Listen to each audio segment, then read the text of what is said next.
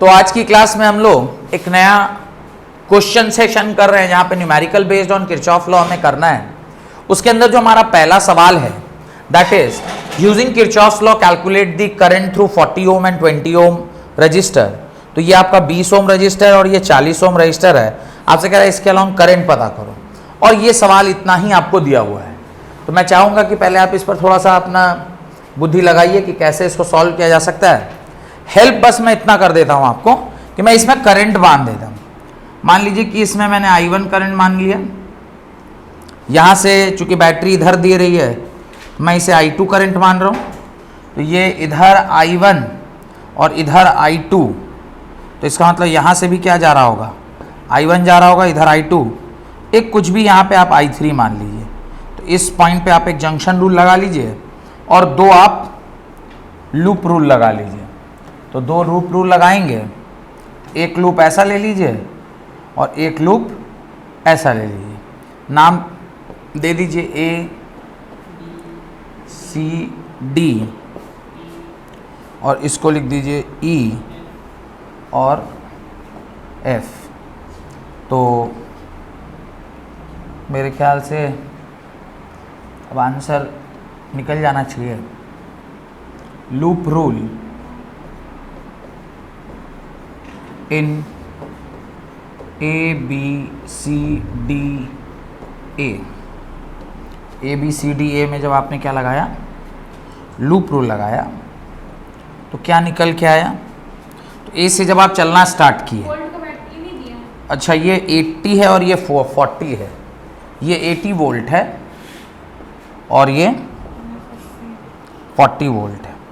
तो यह -80, फिर आप इन दी डायरेक्शन में ही जा रहे हैं तो +20 I1, फिर आप इधर आ रहे हैं और करंट इधर जा रहा है -40 I3 और फिर आप अपनी जगह पर पहुंच गए =0।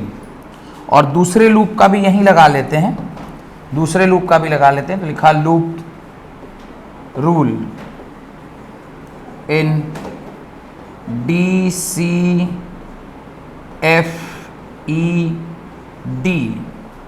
और जब आप वो लूप रूल लगाएंगे तो जो लिखेंगे वो यही, यहाँ से हम लोग चलना स्टार्ट किए, करंट भी उधर ये भी उधर, यानी +40 I3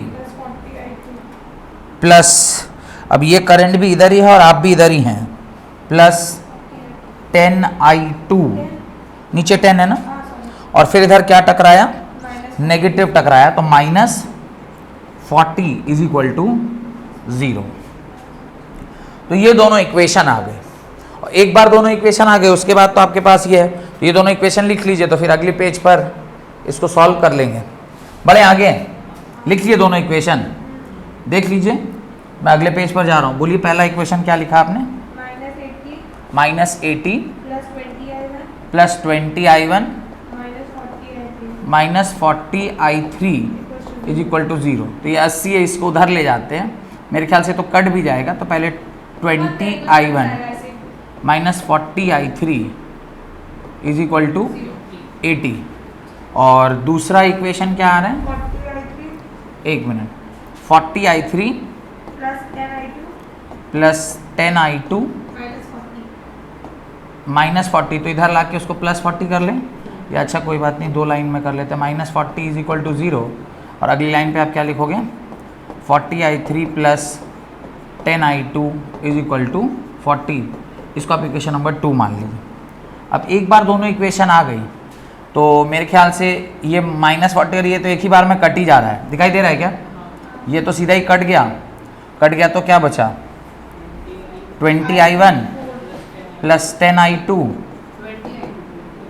20 क्यों, कैसे 30 हो जाएगा, I2 है ना, = ये 120 होगा, ये 120 आ गया। इसको इक्वेशन नंबर 3 मान लिया। और एक पॉइंट पे आप जंक्शन लगा लो किसी एक पॉइंट पे, तो आपको यहाँ दिखाई देगा कि I2 जो है वो I1 I3 के बराबर है। तो यहाँ पे जब आप I3 लिखेंगे, वैसे आपने I3 को ही एलिमिनेट कर दिया है, तो I1 I2 में दो इक्वेशन चाहिए और एक किसी एक में डाल के उसको चेंज करना ही पड़ेगा। तो इक्वेशन है I1 plus I3 is equal to I2। यहाँ से अगर मैं I3 निकालूँ तो I3 आएगा I2 माइनस I1, इसको माना इक्वेशन नंबर 4। किसी एक में आपको पुट करना ही पड़ेगा in order to solve it. तो हम लोग क्या करते हैं, एक इक्वेशन में इसको पुट कर लेते हैं, इसी में पुट करते हैं। पहले इसको काट ले रहा हूँ, 20I1 minus 40I3 is equal to 80 है। तो ये एक बार में, ये दो बार में और ये चार बार में, तो आ गया I1 minus twice of I3 is equal to 4। अब इसमें आप क्या कीजिए, आप I3 की वैल्यू को पुट कर दीजिए, that is I2 minus I1 is equal to 4। तो आ जाएगा I minus twice of I2 plus twice of I1 is equal to 4। और यहाँ से आइएगा thrice of I1 minus twice of I2 is equal to 4, और ये हो गया इक्वेशन नंबर 5। अब आपके पास दो इक्वेशन है, इसको फर्दर भी आप चाहिएगा तो छोटा कर सकते हैं। 2I1, इसको अगर इस इक्वेशन को थोड़ा छोटा किया तो क्या लिखेंगे, ट्वाइस ऑफ I1, इसको छोटा करके लिख रहे हैं, लेकिन twice of I1 plus I2 is equal to 12, equation number 6। अब इन दोनों को सॉल्व करने के लिए क्या करना चाहिए, किसी एक को किसी एक से, मैं दो को ही बराबर कर लूँ क्या, नीचे वाले को 2 से मल्टीप्लाई कर देता हूँ। मल्टीप्लाई करेंगे तो क्या आ जाएगा, 4 times I1 plus twice of I2 is equal to how much, 24। अब इसको आप सॉल्व कीजिए, कट गया, क्या बचा, 7 टाइम्स I1 और 24 और 4 28। तो यहाँ से I1 कितना निकल के आ गया, 4 एम्पेयर निकल के आ गया। और एक बार ये I1 आ गया आपके पास, I1 आपका आ गया, एक बार I1 आ गया, किसी भी एक इक्वेशन में पुट कर दीजिएगा तो मेरे ख्याल से I2 भी आ जाएगा। किसी भी एक इक्वेशन में डाल लीजिए, किसी भी एक इक्वेशन में डाल लीजिए।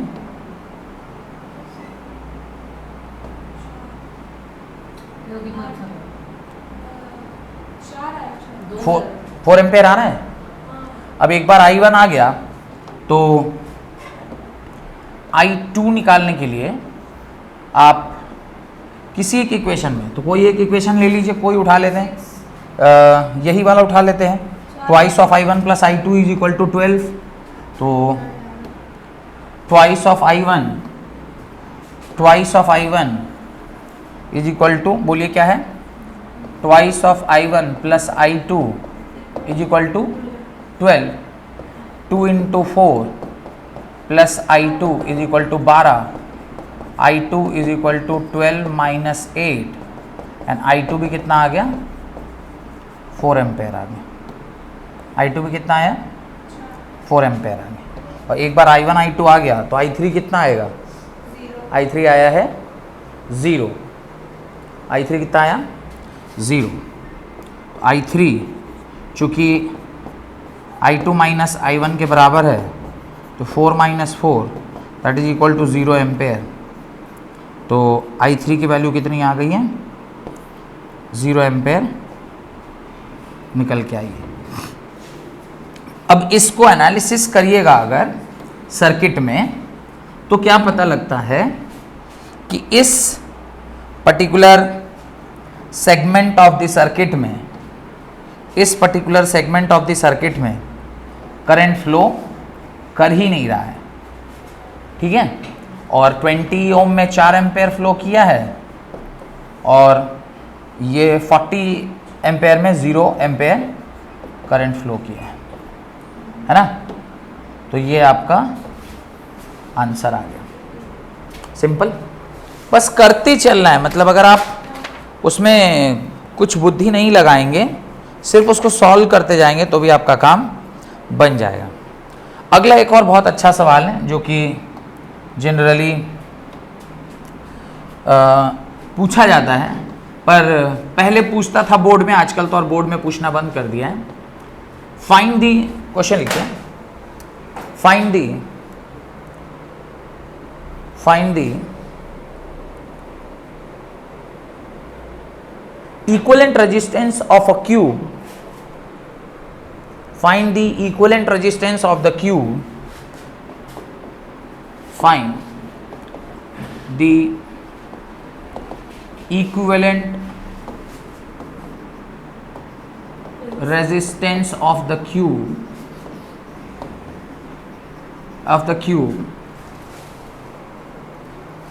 when the current enters at one corner, when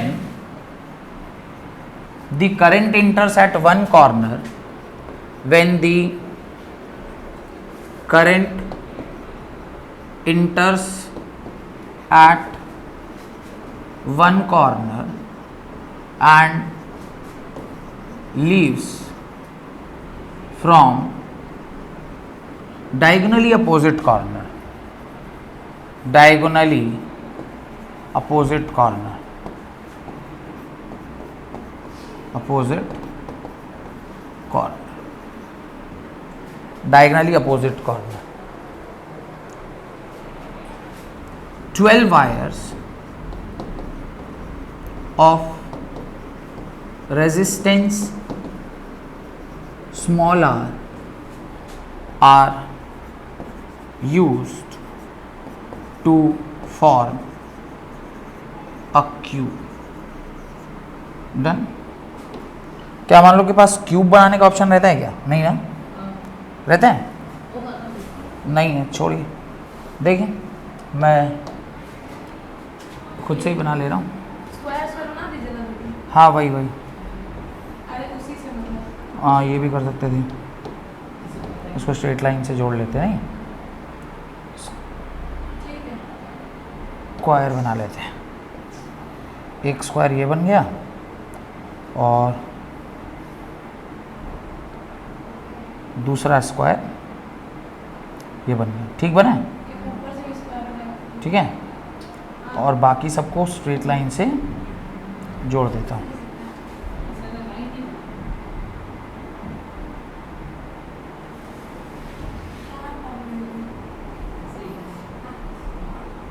बन गया? Good, as good as cube लग रहा है ना देख के। और डायगोनली अपोजिट कॉर्नर, यहाँ से ये यहाँ से एक वायर ऐसे आई है और ये इस प्रकार से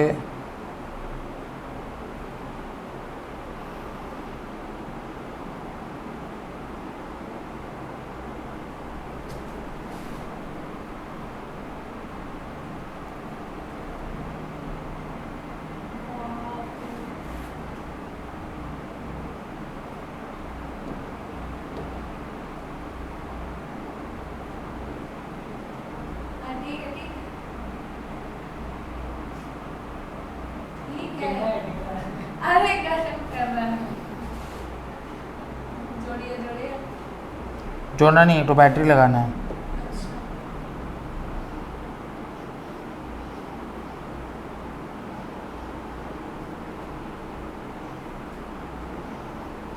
ठीक है, ये ऐसा एक सर्किट आपने बनाया जहाँ पे ये ए point, B, C, D, E, F, G, H, ये ए और जी जो हैं ये अपोजिट डायगोनल्स हैं, और ये एक एक जो ये वायर है ये सब आर रेजिस्टेंस का है, यानी this is R, this is R, ये each wire is of R resistance.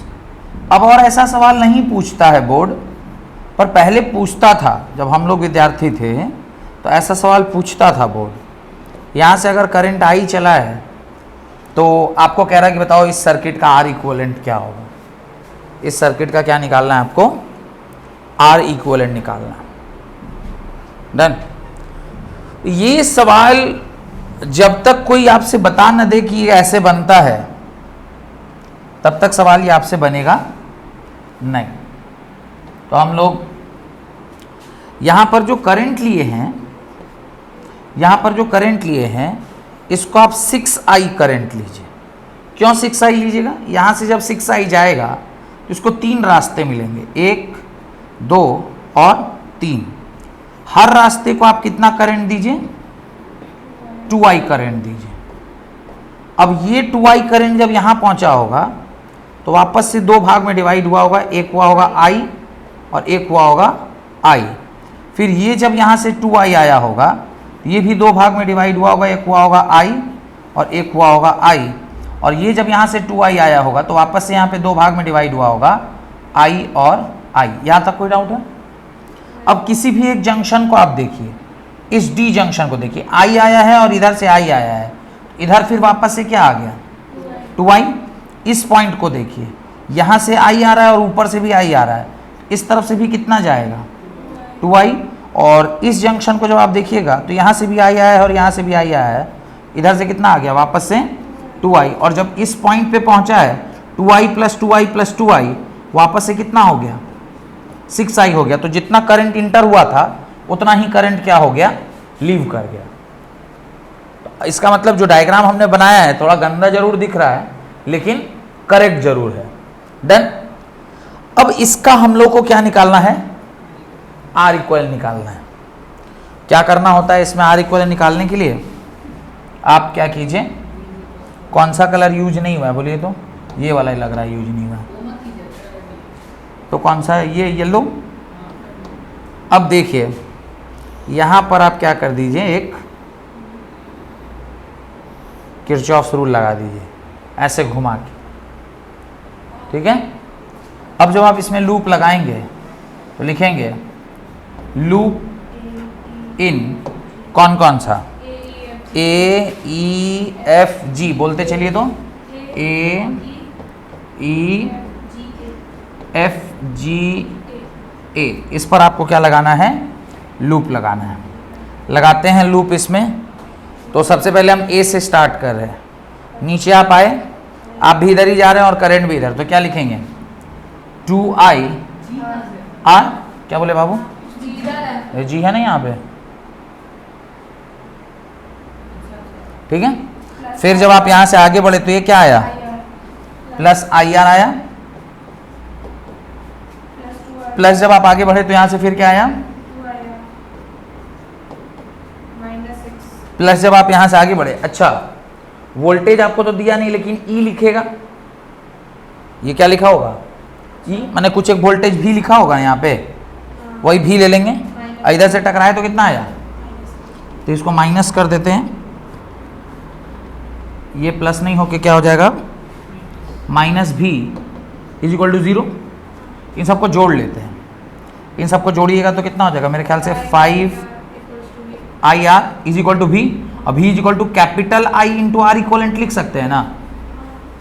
हाँ, अब यहां से I और I कैंसिल होगा, I से I cancel, R equivalent is equal to क्या आया? अच्छा ये सॉरी, यहाँ पे एक छोटी सी गलती हो गई मेरे से, एक मिनट। I इंटू R, पर हमने I माना कितना था? 6IR होगा ना। करंट इंटू वोल्टेज तो ये है ना, करंट इंटू रेजिस्टेंस, तो यहाँ तो 6I मानेंगे ना।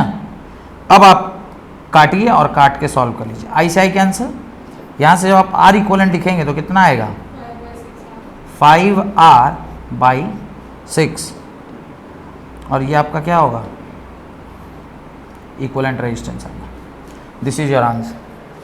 तो सवाल बहुत छोटा, लेकिन अगर किसी को ये न बताया जाए कि इस तरह का जो क्वेश्चन होता है उसको कैसे सॉल्व किया जाता है, मतलब हाँ तो अपने से ऐसे लूप ले लिए कैसे करके, अरे जी, अरे यहां से चलना स्टार्ट किया, ऐसे आया, ऐसे होते हुए वापस पहुंच गया। मेरे पास जगह नहीं था, नीचे नहीं तो और बड़ा बनाते यहाँ पे, और ये हो गया। तो अगर ये सवाल अगर आप पहले नहीं देखे हों, ऐसे सवाल को कैसे बनाते हैं, तो फिर ये सवाल आप अपने से तो एग्जाम में आपको नहीं चमकेगा कि हम कैसे इस सवाल को बना लें। ये संभव नहीं है कि आप अपने से ये सब सोच लीजिएगा। हाँ, अब ये जरूर है कि आज आपने जब ये देख लिया है, अब आप बड़ी आसानी से इसको क्या कर लेंगे, सॉल्व कर लेंगे। ऐसा मैं सोच पा रहा हूं, ऐसा मैं सोच पा रहा हूं। एक सवाल और दूं, एक सवाल और दूं। ये घर काम है, होमवर्क है, इसी के जैसा सेम क्वेश्चन वापस से नहीं लिखवा रहे, बस ये रखिए कि रेजिस्टेंस है 12 वायर्स है, 12 वायर्स ऑफ आर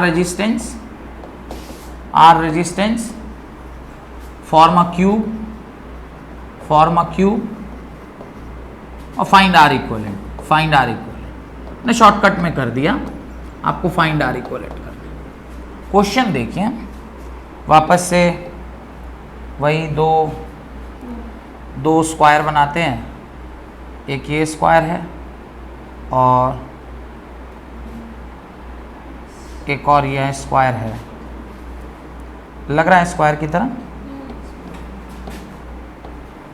और ये इस प्रकार से ये जुटा, ये इस प्रकार से ये इस प्रकार से ये और इस प्रकार से ये। और अब इस बार जो वायर हमने आर इक्विवेलेंट जो निकालना है वो कहाँ से निकालना है वो देखिए।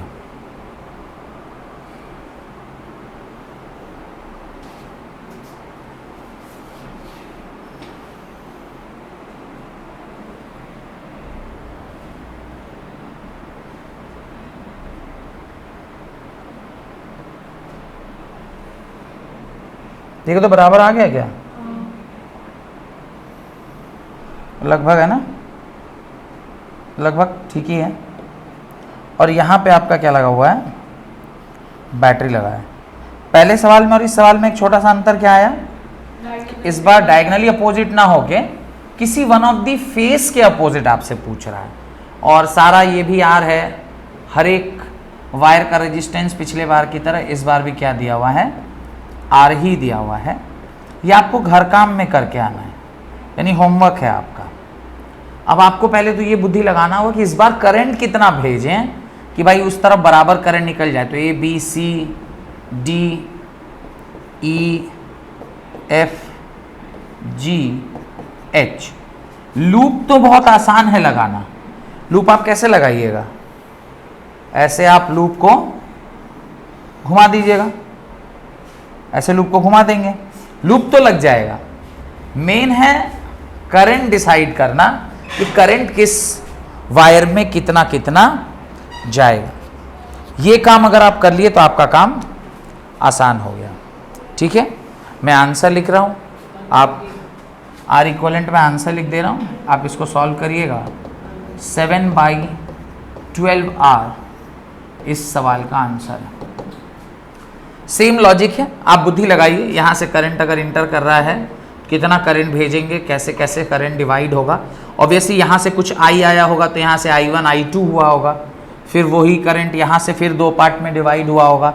हर एक जगह से डिवाइड करके जितना करंट इंटर हुआ है उतना ही वहाँ से निकलेगा। ये बुद्धि लगाना है। फिर इधर भी करंट आया तो एक्चुअली यहाँ पे 12 I भेज दे ना।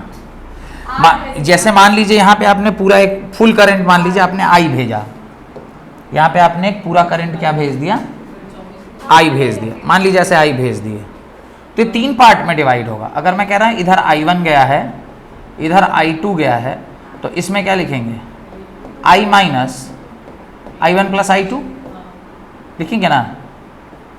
ऐसे फिर लेके जाइए सब जगह और सोच के देखिए कि कैसे क्या अलग अलग वायर्स में किस तरह से करंट फ्लो करेगा। और अल्टीमेटली इस तरफ वापस से आपको क्या मिलना चाहिए, यहाँ से वापस फिर आप क्या निकाल लेना चाहिए, I निकाल लेना चाहिए। प्रयास कीजिए। हाँ, ऐसे आपका जो लूप लगाएंगे वो A F G B और फिर ये बाहर से ऐसा, तो ऐसे आप लूप लगा लेंगे। पर लूप लगाने से पहले हर एक जो आपका ए से भी है, अरे नहीं, तो इसको थोड़ा सा आपको सॉल्व करना होगा। किरचॉफ का सवाल फिर ऐसा आता नहीं है, अब आना बंद हो गया है। पहले ऐसा सवाल पूछा जाता था, अब नहीं पूछता है, पर ऐसा नहीं है कि ऐसा सवाल नहीं बन सकता है। अब इस तरह का क्यूब का आर इक्वलेंट निकाले, ऐसे भी एग्जाम के लिए याद रखिएगा, ऑब्जेक्टिव मेंस के लिए या नीट का एग्जाम अगर आप दीजिएगा तो फेस के अक्रॉस होगा ना तो 7/12 और अपोजिट डायगोनल होता है तो 5/6। अगर यही आया और तो कुछ आ सकता नहीं है, कोई और क्या ही पूछेगा, फेस पूछ लेगा नहीं तो डायगोनल पूछेगा। हाँ, एक और पूछ सकता है कि एक यहां है और ये ऊपर के डायगोनल में पूछ सकता है, तो एक और क्वेश्चन बस वही बनता है। तो ये 3 ही बिट है और तो इसमें कोई चौथा ऑप्शन बनता नहीं है। तो इस तरह से आपका जितना भी न्यूमेरिकल अच्छा हो सकता था वो आपने देखा। छोटे छोटे 3 टॉपिक रह गए हैं, cell, EMF, internal resistance and combination of cells, और एक लास्ट टॉपिक है मीटर ब्रिज। ये 4-5 टॉपिक कर लेंगे तो हमारा काम बन जाएगा। ये पूरा एक क्लास में ही खत्म हो जाता है। व्हीटस्टोन ब्रिज ऑलरेडी मैंने आपको पढ़ा दिया है, तो व्हीटस्टोन ब्रिज का एक एप्लीकेशन है मीटर ब्रिज, तो वो बहुत छोटा सा टॉपिक है, तो वो तुरंत से खत्म हो जाएगा। बस मेन आपका है cell, internal resistance and EMF, और ईएमएफ का आपका cell in series and cells in parallel. तो ये हम लोग अगले क्लास में करेंगे। अगर मेरे वीडियोस आपको अच्छे लग रहे हैं तो प्लीज़ इसे लाइक कीजिए, अपने दोस्तों के साथ शेयर कीजिए और प्लीज़ मेरे चैनल को सब्सक्राइब कीजिए। Thank you.